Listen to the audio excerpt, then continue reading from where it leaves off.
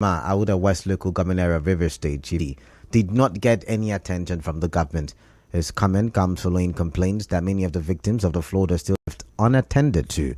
Mr. Inyata also disagreed with calls for those living in flood-prone areas to relocate due to impending floods this year.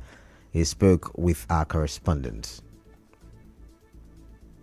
Call on governments and well-meaning organizations and individuals to the aid of our people. Because we are aware that there were humanitarian activities projected for ameliorating the sufferings of the people. These materials, some of them did not reach out to the real victims. Till today, there has not been any attention to the effects. Communities don't have the necessary way to help themselves in terms of flood. How do you expect an ordinary community to provide the opportunity for escaping the flood? Why should you move before the flood? Where are you moving to? How much are you holding? How long can you sustain yourself in where you are going to? Every household has a lot of property. Where do you keep the property? Earlier, Victor Mazi, the father of 12-year-old Bright Mazi, who narrowly survived after falling from a story building during the floods, tells correspondent Oye Kachinwosu that he has spent about 3 million naira for the brain surgery of his son. He said the health condition of the old boy is worsening due to his inability to pay the bill for the second surgery, which was due 2 months ago. As a result of a fall that he fell from a story building and got brain fractured, so he undergo brain surgery. And now the second one is to be done due to financial constraint. Otherwise, we would have gone to do the second operation. We spent close to 3 million. So I am soliciting for support from people. He was due for 3 months, but now it's 5 months and above. As a result of the broken part of the skull that is not yet fixed, it's weakening the boy. But his hand is more or less paralyzed. It's not working. The left hand is not working. So even the eye is also affected.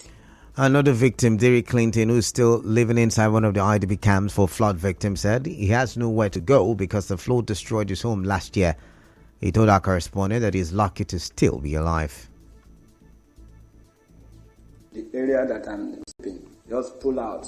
I was happy that the house did not fall to my side, but fall back. I would have died. The house demolished. The following day, I met a man who said that I should come and stay here. The flood made my crops to be damaged. Everything that I'm doing just to manage up.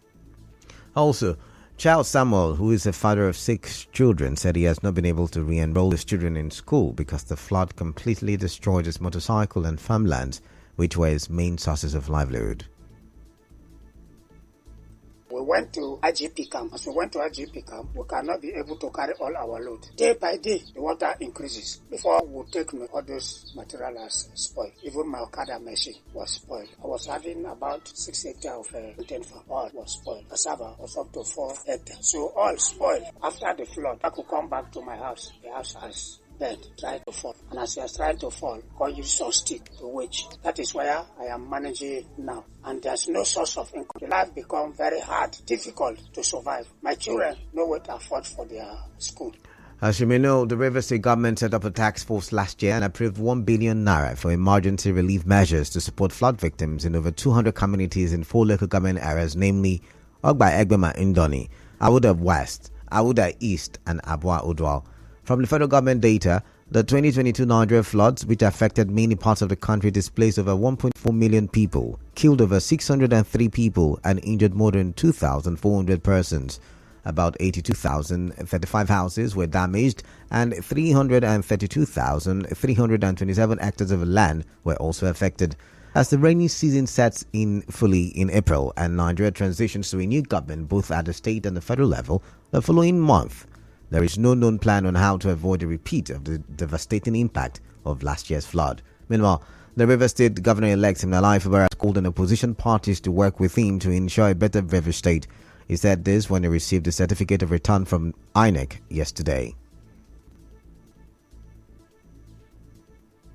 My opponents, or will I say the opposition, our doors are open, including our windows. If you don't want to pass through the door, you can enter through the window. Because we really need everyone on board for a better and progressive River State.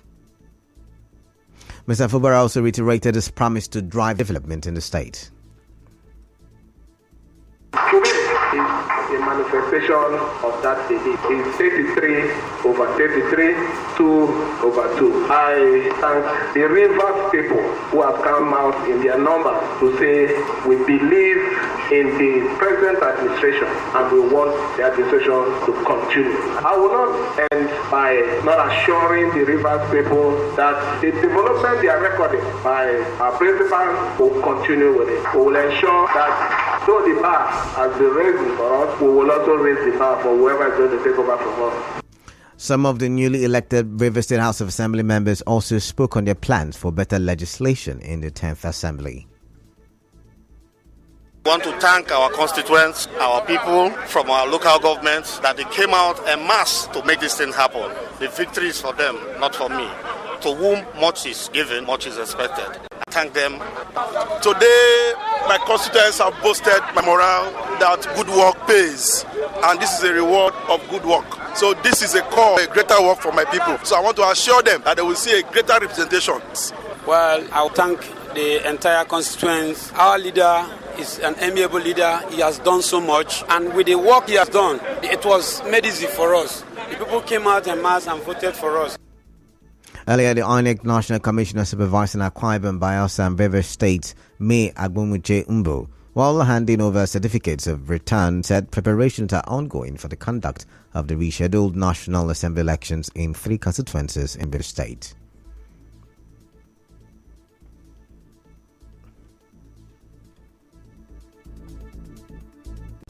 Earlier this week, the Commission announced its decision to conduct all outstanding supplementary elections on the 15th of April 2023. In Rivers State, the supplementary election will be conducted in 2 federal constituencies, namely Falga 2 and Kana Gokana. The Commission has kick-started all preparations to this effect and therefore which call for the support and cooperation of all security agencies, political parties and every other stakeholder in Rivers State as we look forward to a peaceful conduct of the April 15th supplementary elections in Rivers State.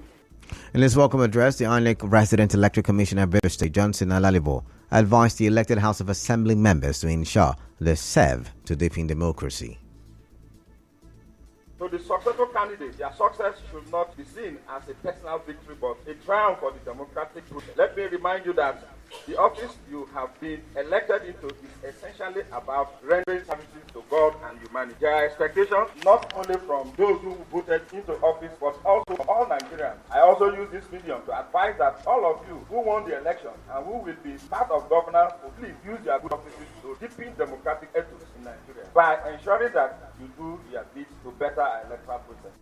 Correspondent Ibi Oruwari reports that Rivers State Governor Nyesom Wike and other government dignitaries, security agencies and members of CSO attended the ceremony. Meanwhile, the member-elect for Degima constituency in the Rivers State House of Assembly, disciple Peter Abe, has congratulated the governor-elect Siminalayi Fubara and his deputy, Professor Ngozi Odu, on their victory at the March 18 governorship election.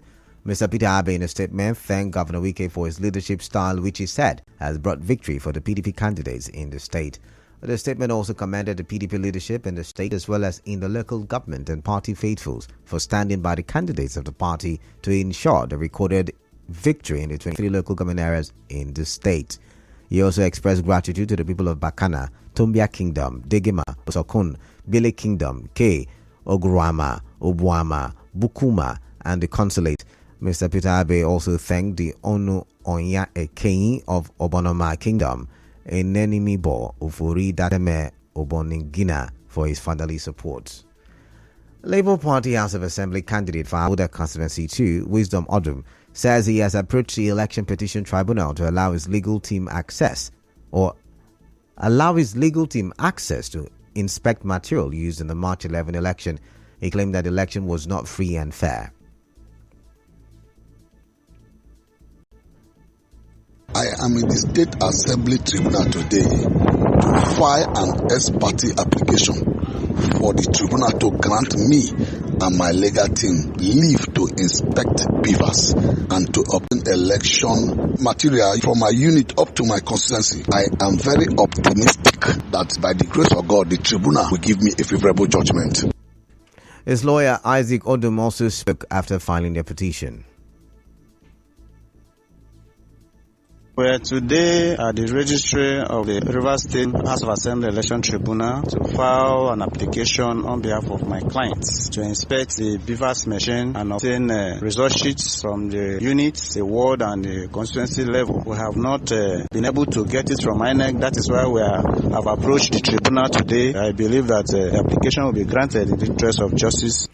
In another development, Governor Wike says he will not run away from the EFCC after he leaves office on May 29 because there are projects to justify the money spent by his administration. Governor Wike said this during the commissioning of Rumigbo internal roads in Obiakpo local government area. Governor Wike also said the location junction flyover will be commissioned next week, while the Rumokuta-Rumola flyover will be commissioned by the end of April to ease traffic in Port Harcourt. The presidential campaign councils of the APC, PDP and Labour Party have challenged the Department of State Services, DSS, to get tough with plotters of the interim national government. This is after the DSS spokesman, Peter Afanaya, revealed in a statement of a plot by some political actors to set aside the constitution and install an interim government. The DSS promised to use all arsenals at its disposal to frustrate such a plot. It also said some key players in the plot for an interim government in Nigeria have been identified. Speaking on this, a former director of the DSS, Mike Ejiofor, said planning to install an interim government is a crime against the state. Still ahead, Lagos State government arraigned staff of Chrisland School over death of one of the school pupils. Stay tuned as we go for a quick commercial break. You are tuned in to Nigeria Info. We'll be right back after this.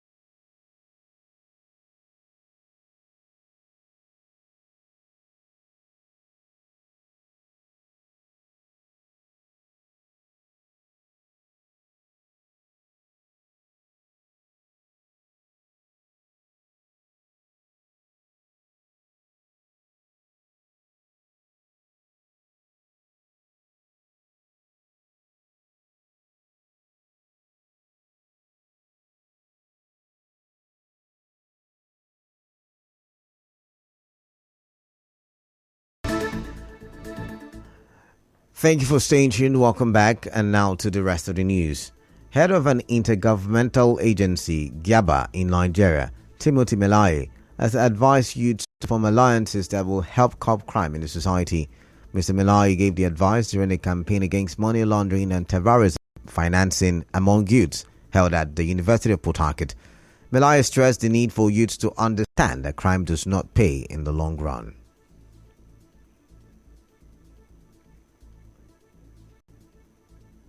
We expect them to put themselves together as a selected few to sensitize their members. In some countries where we have had this, in Cote d'Ivoire, Ivory Coast, and countries like Burkina Faso, they've put themselves together as student clubs, and they are now creating awareness among their peers. If you find someone say he's a Yahoo boy, you'll find a member who will talk to him to say there are negative consequences of this. Tomorrow you want to apply for visa, you are denied. You want to go for masters, you are denied. Or you are being over-scrutinized because of the perception we have created based on the things we are doing. If they have direct understanding of the implications of what they are doing, it will curb it. And our essence is that they themselves become the vanguard, they become the mouthpiece, they become the ambassadors of advancing this cause.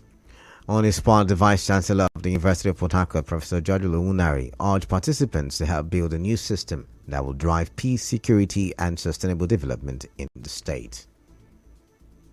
Engagement is like a platform to engage the youth in order to tell them what they want to know about the issues concerning money laundering and financing of terrorism. And terrorism feeds on the blood of the youth. Terrorism, money laundering, and all the associated things we are talking about today will constitute the use of your lives, opportunities of your presence, and it robs you of your future.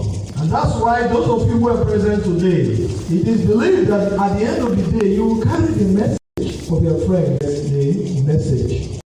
Over 50 selected students participated in the campaign organized by GABA. GABA is an institution of the Economic Community of West African States.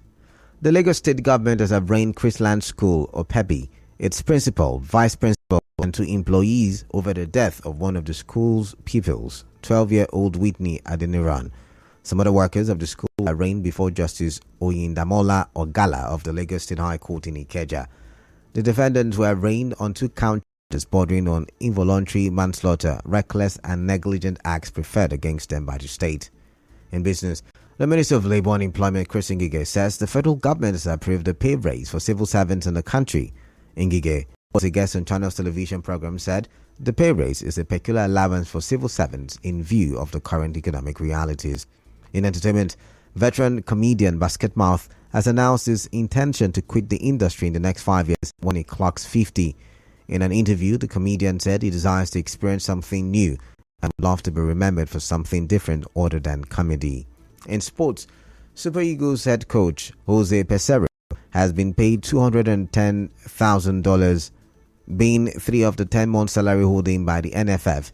Reports the other head coaches of other national teams were paid between 5 and 7-month salaries.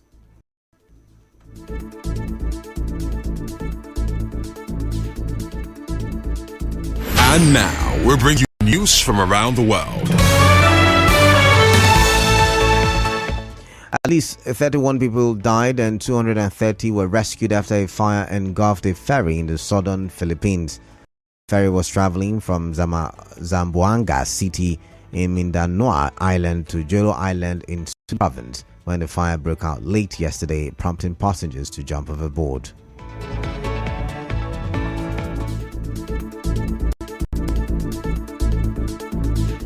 On the news this afternoon, you heard a community leader in Abuja has berated the government for abandoning victims of flood disaster 5 months after flooding.